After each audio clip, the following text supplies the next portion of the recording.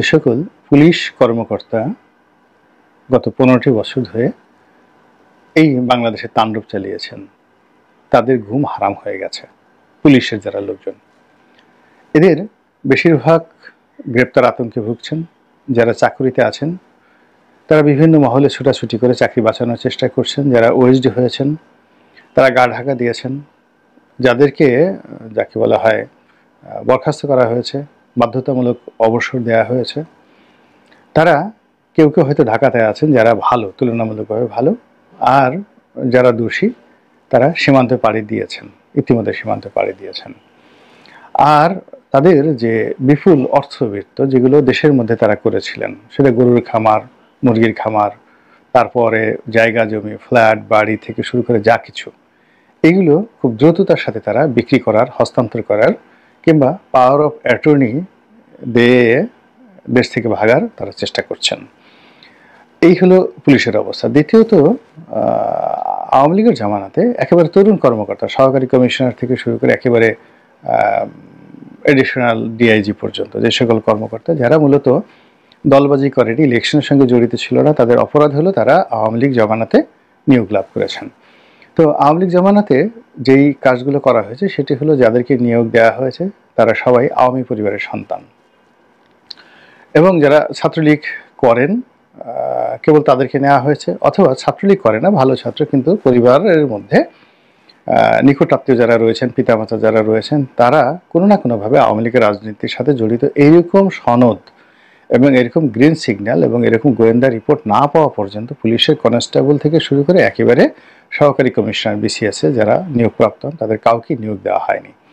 তো এখন যাদেরকে নিয়োগ দেওয়া হয়েছে, আপনারা জানেন যে বিসিএস যারা কর্মকর্তা হন তাদেরকে রিটেন তারপরে প্রিলিমিনারি এই দুটো পরীক্ষাতে তাদের মেধার যাচাই বাছাই, তাদেরকে মেধাবী হতে হয়। এবং এখানে একটা বিসিএস কর্মকর্তার অলমোস্ট 95% কাজ হয়ে যায় প্রিলিমিনারিতে এবং ভাইভাতে। কাজেই যারা আওয়ামী লীগের সন্তান বা আওয়ামী লীগের পরিবারের সদস্য কিংবা ছাত্রলীগ করতেন, তারা সবাই যারা এই লিখিত পরীক্ষা, যেখানে 2 নম্বরই করার কোনো সুযোগ নেই, প্রিলিমিনারিতে 2 নম্বরই করার কোনো সুযোগ নেই, সেখানে অবশ্যই তারা মেধাবী, এতে কোনো সন্দেহ নেই।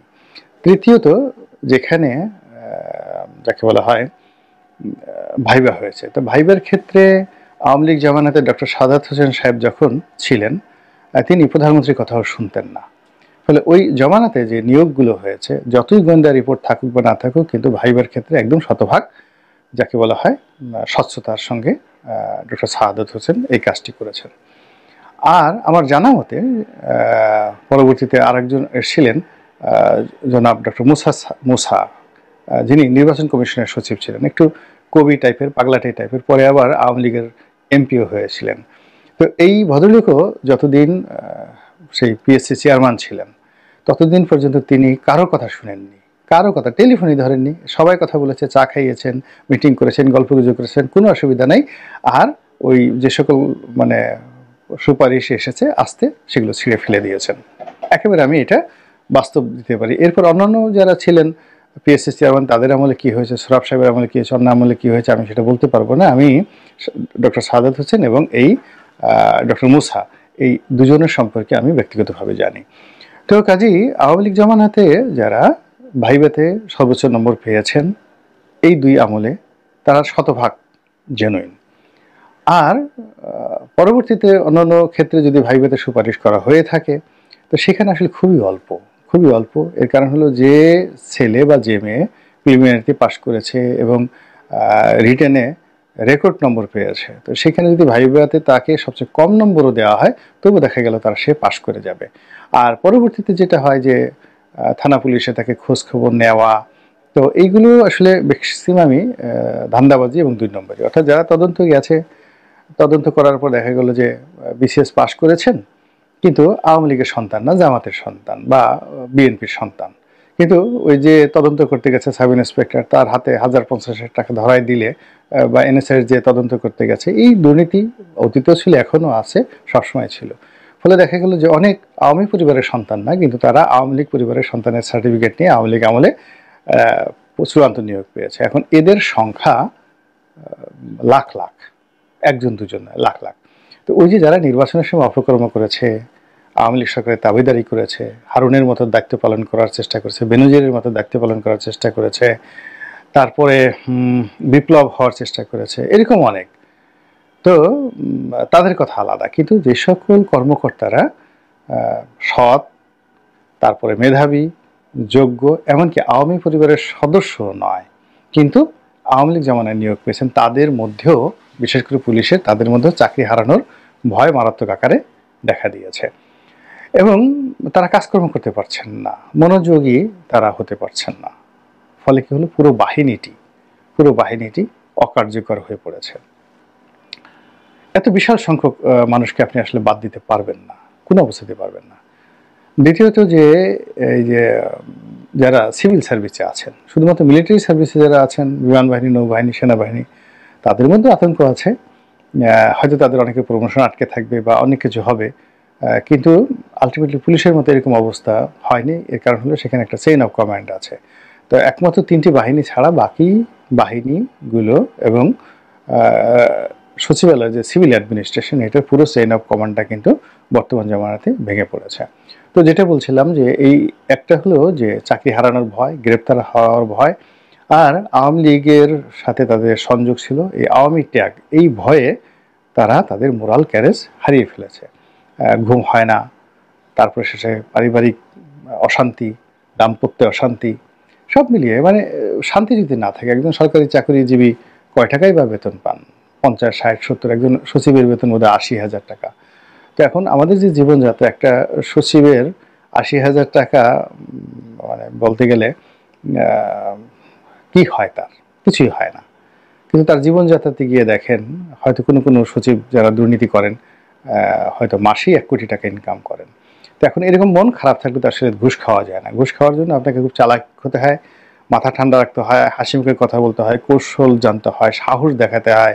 তো আপনি যেখানে নিজে গ্রেপ্তারে বা হাঁটু থরথর করে কাঁপছে, সেখানে আপনি এই কাজগুলো করবেন কি করে? অথবা আওয়ামী লীগের ধরুন একটা কনস্টেবল পদে 10 লাখ টাকা ঘুষ নিয়ে যারা নিয়োগ লাভ করেছে, 20, 25, 50 লাখ টাকা ঘুষ দিয়ে যারা সাব ইন্সপেক্টর হয়েছে, এখন এই সাব ইন্সপেক্টরদেরকে তো এই টাকা পরিশোধ করতে হবে, এই টাকা উসুল করতে হবে। এখন সেই টাকা উসুল করার জন্য সড়কে বা যেখানে তারা দায়িত্ব পালন করবে, তাদেরকে ঘুষ নেওয়ার জন্য সাহসী হতে হবে, পরিবেশ হতে হবে। এখন যে পরিবেশ দেখা যাচ্ছে যে একটা হুন্ডাওয়ালাও সাব ইন্সপেক্টরকে পাত্তা দেয় না, বরং উল্টো সাব ইন্সপেক্টরের দিকে তেড়ে আসে।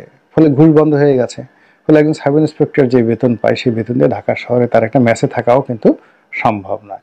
ফলে আপনি বোঝার চেষ্টা করুন যে কী রকম দুর্ঘটনা ঘটে যাচ্ছে। এর ফলে তো চুরি ডাকাতির হাজানি এগুলো সব বেড়ে যাচ্ছে। সিভিল সার্ভিসের একই অবস্থা, বেতনের কাঠামো তো সেম, সেখানেও ফাইল নড়ছে না, ঘুষ খাওয়া যাচ্ছে না। কোনো জায়গাতে দেখা যাচ্ছে যে কিছু নিয়োগে এই সময়টাতে তাড়াহুড়ো করে, যেমন দেখা গেল একটা প্রাইস পোস্টিং আছে, উদাহরণ হিসেবে ধরুন একটা কাস্টমসের কমিশনারের পদ। এখন কাস্টমসের কমিশনারের পদ অন্য সময় হলে সেটা হয়তো 1 কোটি টাকা ঘুষ দিয়ে কেউ গেছে, এই সময়টাতে সে হয়তো 10 কোটি টাকা ঘুষ দিয়ে তাড়াতাড়ি সেখানে গেছে যে খুব দ্রুত টাকা উসুল করবে। এখন গিয়ে সেখানে দেখলো যে আমদানি হচ্ছে না, তারপরে সে সেখানে তার টাকা উসুল করার নাই। ফলে যে কটা ফাইল আসছে, আগে যেখানে 7% নেওয়া হতো, এখন সেখানে সে 25% দাবি করছে কথায় কথা। তো করার ফলে কি হচ্ছে, ফাইল আর নড়ছে না, কাজও হচ্ছে না, মানুষ ত্যক্ত বিরক্ত হয়ে যাচ্ছে এবং অনেক জায়গাতে মারামারির মতো অপ্রীতিকর ঘটনা ঘটছে এবং যেগুলোর ভিডিও ফুটেজ আপনারা কিন্তু ইতিমধ্যে দেখেছে এবং আগামীতে এগুলো আরও অনেক দেখতে পাবেন। একটা গুরুত্বপূর্ণ পদ, একটা প্রশাসক, আমি নাম বললাম না, স্থানীয় সরকারের একটা প্রশাসক পদ, সেখানে 300 কোটি টাকার লেনদেন হয়েছে, এরকম একটা গুজব চারিদিকে ছড়িয়ে পড়েছে। তাহলে আরেকজন এটা শুনে বললো যে ও 300 কোটি টাকা পেলো কোথায়, ও তো অত টাকার মালিক না। তো আর সেটা শুনে আবার পাশের আরেকজন লোক বললো যে এর পিছনে অনেক সিন্ডিকেট থাকে, তো এই সিন্ডিকেটরা টাকা দিয়ে দেয়, তারা হয়তো এই 300 কোটি টাকা ইনভেস্ট করেছে, বিনিময়ে তারা সেখান থেকে 900 কোটি টাকার কাজ বাগিয়ে নিয়ে যাবে। তো এইভাবে কিন্তু দেখেন এই জমানাতে অনেক কিছু হচ্ছে যেগুলো জানি কিন্তু বলা যাচ্ছে না, একটা অস্থিরতা তৈরি হয়ে যাবে। তো এই সার্বিক অবস্থা মিলিয়ে যে পরিবেশ পরিস্থিতি তৈরি হয়েছে, সেই পরিস্থিতিতে অর্থবাজারে, চাকরির বাজারে, ব্যাংক বিমাতে এবং এই ভূমি রেজিস্ট্রেশনে, সম্পত্তি হস্তান্তরে ভীষণ রকম জটিলতা তৈরি হয়েছে। যেমন নর্মাল একজন লোক যদি কোনো সম্পত্তি দলিল করতে যায় কিংবা হস্তান্তর করতে যায় কিংবা পাওয়ার অফ অ্যাটর্নি দিতে যায়, সেখানে কোনো সমস্যা নেই। কিন্তু যেই মুহূর্তে এরকম একজন সরকারি কর্মকর্তা দুর্নীতিবাজ হয়ে পালিয়ে যাবে বা পালিয়ে গেছে, তো তার এরকম একটা ফাইল যখনই আসে, তখনই সাব রেজিস্ট্রার অফিস একেবারে চোখ কান খাড়া করে সে একটা বিরাট অঙ্কের টাকা দাবি করে বসে এবং সেটা মরার উপর খাড়া ঘাড় মতো হয়ে পড়ে। এবং এইভাবে অসংখ্য ঘটনা কিন্তু ঘটছে।